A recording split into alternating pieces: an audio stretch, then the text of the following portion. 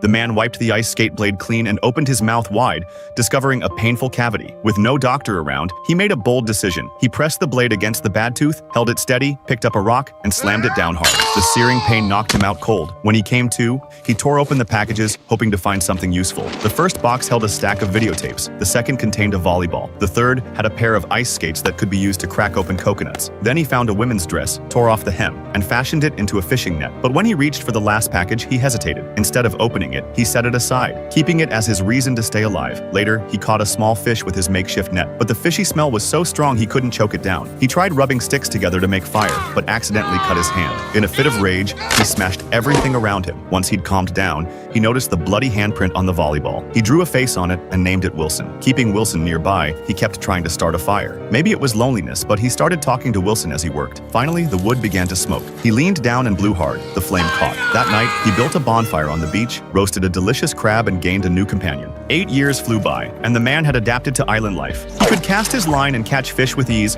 but the loneliness was still unbearable. One day, he spotted a metal panel floating in the ocean. Watching it shift in the wind, he decided to build a raft and use it as a sail. He started chopping down trees, collecting bark to dry in the sun, then twisting it into rope. He even tore apart the videotapes for cordage, but still didn't have enough. He looked at Wilson. He couldn't bring himself to turn his only friend into rope. In desperation, he climbed to the top of the cliff and untied the noose he'd once planned to use to end his life. Instead, he decided to set sail. He dressed Wilson, carved a message into the rock wall, and strapped Wilson to the bow of the raft. He also brought along that package he'd never opened. The man officially set off, facing the waves without fear, even encouraging Wilson to weather the storm with him. When the waves came crashing down, he quickly untied the ropes and raised the sail. The raft survived the storm. When it rained, he caught water and coconut shells and proudly showed Wilson the fish he'd caught. But that night, another storm hit and ripped away the sail. The man clutched Wilson tight. The raft drifted aimlessly. When he woke up, Wilson had been swept into the sea. He immediately dove in and swam after him. But the farther he swam toward Wilson, the farther he got from the raft. In despair, he returned to the raft, threw away the paddle, and collapsed. He'd lost Wilson and his will to live. But just then, a ship appeared on the horizon. He raised both arms with every ounce of strength he had left. He was finally rescued.